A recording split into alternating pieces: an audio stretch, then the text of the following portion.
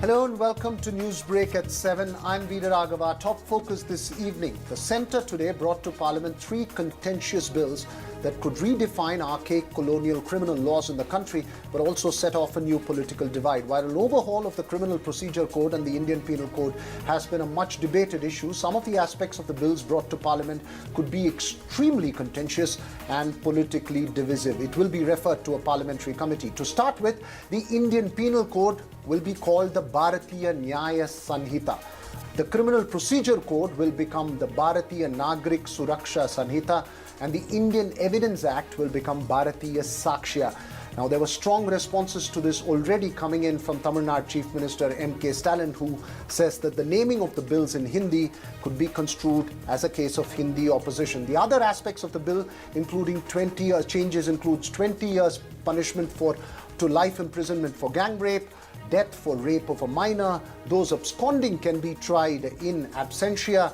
Update on FIR is compulsory according to the new laws in 90 days. Zero FIRs could be codified in law. For the first time, community service as punishment for petty crimes also introduced. While the word sedition is removed, offences endangering sovereignty and unity of India is brought under Section 150 of the Bharatiya Sanhita Suraksha Bill.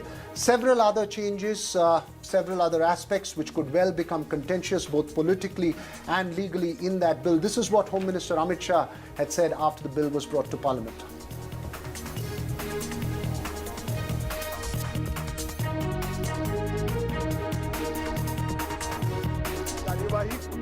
जो कानून repeal होंगे इस तीनों विधेयक से, वो कानूनों की आत्मा जो है, वो कानूनों का मध्य बिंदु है कानून बनाने का, वो अंग्रेज शासन को मजबूत करने की दृष्टि से कानून बनाए गए थे। इनकी जगह जो तीन नए कानून बनेंगे, उनकी आत्मा होगी भारत के नागरिकों को संविधान प्रदत्त सारे अधिकार जो मिले हैं, इसकी सुरक्षा। We'll have a panel of an ex-police officer and lawyers to discuss the potential consequences, implications of these three bills. Ashutoshsrivastava, advocate of the Supreme Court, he joins us from New Delhi. Advocate S. Balan, senior advocate and a human rights activist from the Karnataka High Court, he joins us from Bengaluru. We hope to be joined by Mr. L.N. Rao, former Deputy Commissioner of Police, Delhi Police, in a bit from now. But first to you, Mr. Ashutoshsrivastava. It's already becoming contentious with political reactions coming to the naming of the bill. What do you think are the key aspects of these three new bills that have been brought to Parliament, the ones that could be most contentious? See, if we consider the 2022 order of the Supreme Court, wherein the Supreme Court had stated the implication of Section 124A of the Indian Penal Code, which talks about sedition. Saying that it has become a very old age law and which is being misused. That was the contention, and there should be some rethought by the government that there should be some change in the law. And accordingly, I think it is not only 124A, but there are many other provisions. I think from time to time, every country has adopted certain changes, and accordingly, considering the crimes and you know that it should basically target to the justice part of it. Nowadays, if an accused, a person who has just been alleged of an offense, if his name is implicated, it takes a long battle or long time for that person to prove that whether he has committed or not, or even to get a bail. It becomes a long task. So now certain rules and regulations which will be making amendment in the Indian Penal Code, the Criminal Procedure Code, and also the Indian Evidence Act, that will have some far-reaching effect so far as the orders or the judgments of the courts are concerned. So it is I would say that it is a comprehensive kind of a change in the criminal law system, and it is aimed at bringing justice to the people rather than only for the purpose of punishment. That the old era law which was being continued as of now. So I think there are many other aspects also. Right. For instance, obviously that the person will have the self-defense grounds also if anything goes in that way. Or there are certain changes which are aimed to protect the justice, the legal justice system for the people, so that I feel that there should not be misuse at the same time. That is the thing which has to be handled in a proper way. So the government is coming up Right. saying that the hearings and things like that will not be delayed by the judiciaries. So that if that is considered in a proper manner, then I think the changes will have a better impact on the criminal legal system in the country. Okay, let me just get Advocate S. Balan here for another point of view on this. Sir, obviously there has been a long debate and there has been a desperate need in terms of overhaul of what has been called archaic and colonial laws. What do you think could become potentially most contentious? Because remember, this will be studied by a parliamentary committee closely. Yes, sir. Yes, sir. See, 511 IPC sections, 484 CRPC sections, 167 Indian Evidence Act. This is time tested by the Indian judiciary by way of several judgments. Now the very name change, Bharatiya Nyaya Sannita. Sannita is a moon word, it is astrological word. Then Suraksha, Bharatiya Nakarik Suraksha, Bharatiya Sakshya. These are all Vedic and saffronization. I feel that there is an attempt on the part of corporate saffronization of Indian criminal judicial system. Since in the year 2003, the very same NDA made an attempt to amend the entire criminal law by appointing Malimat Committee. Malimat Committee is in violation of the constitutional principles. Again, when NDA come to power in the year 2018, they made an attempt. Now 2023 also they made an attempt.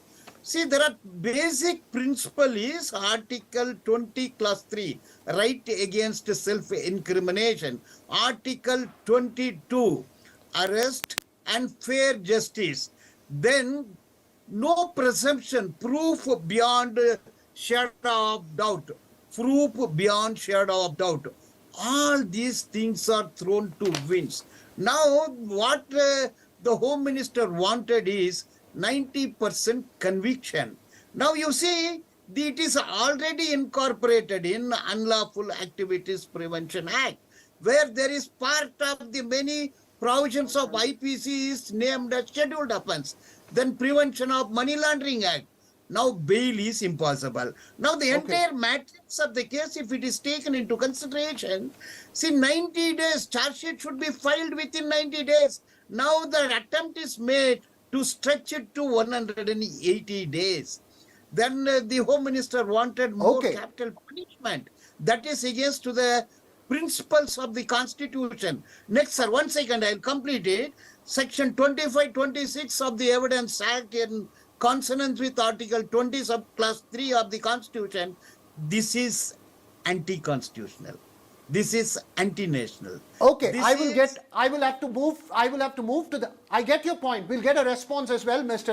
L.N. Rao can finally join us after those little technical difficulties. Sir, your first thoughts. We've had two very strong points of view. One which believes that there is a complete overhaul of the system that was necessary. Another which believes that it's anti-constitutional and that some of the provisions could be in violation of rights. What is your point of view as far as the new laws that have been brought, new bills that have been introduced in Parliament? Yes, good evening to you and all your viewers.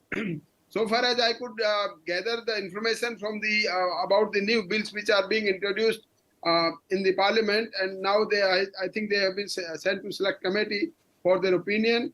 I think that the clauses which have been read, these are incommensurate with the present situation in India, because the earlier laws are laws from the very old time, and then as you can say that that Evidence Act was 1808 and 1872, and then Indian Penal Code was 1861, and the CRPC, of course, it was being amended from time to time, but not with perspective of overhauling all the system. I think that that was a need of hour from the earlier time.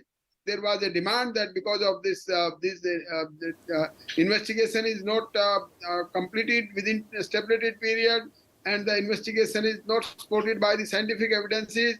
And now with this bill, I think the police reforms will also have some gather some importance about all these things, that the scientific investigation is to be corroborated as a very prime evidence, and this judicial system also being revamped like this. But I think that there may be some problem initially, because the system, as and when there is a change in system, I don't think that is a totally change, but it is something, it's a significant change in being done, the introduction of these bills. And there may be some problem in the beginning, but I think that these are for the all betterment and the interest of the public, general public.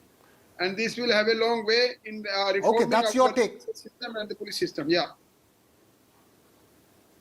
That's your take. Let me get Ashutosh now, sir. You heard what Mr. Balan said.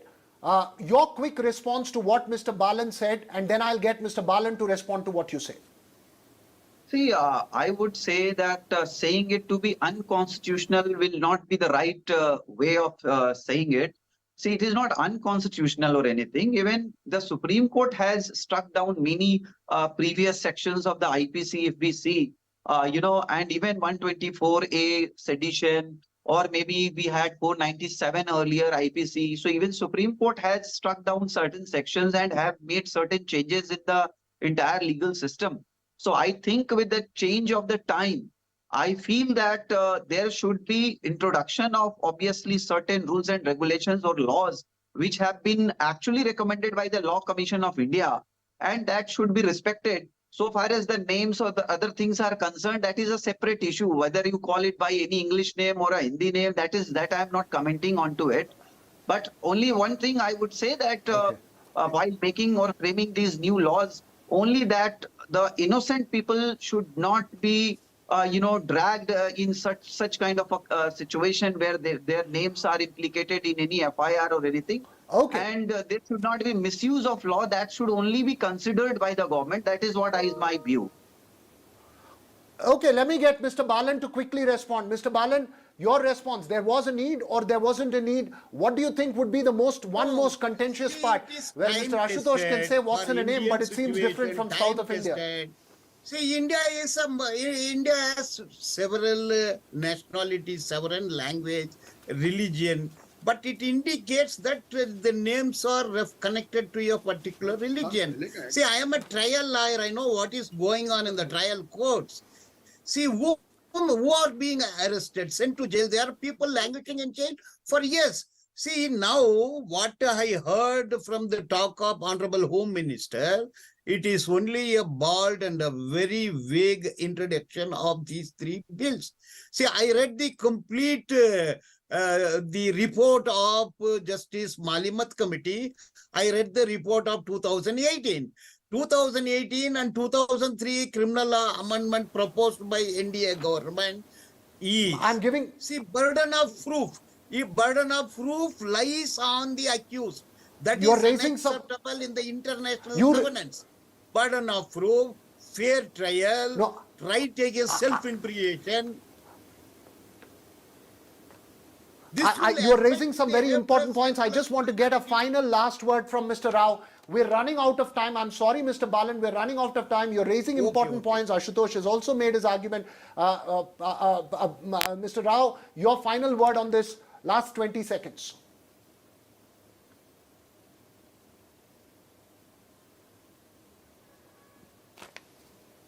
Mr. Rao.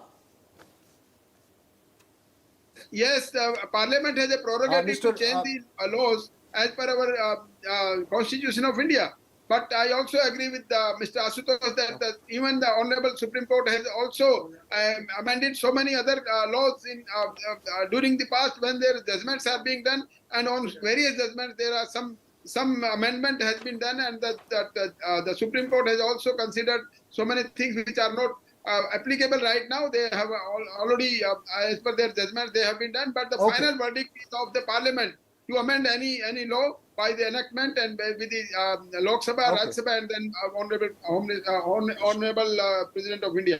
The matter- The final assent also to that bill. The matter will come up before a parliamentary committee for further scrutiny, but it's already started that the political divisions between North and South, as far as the name is concerned, with that political comment coming from the Tamil Nadu Chief Minister and opposition, expect more of that from perhaps some of the other southern states as well. But that's all we have time for. We'll keep on this debate. We'll keep a close focus on the progression of that bill. Thank you three for joining us and sharing your thoughts. Meanwhile,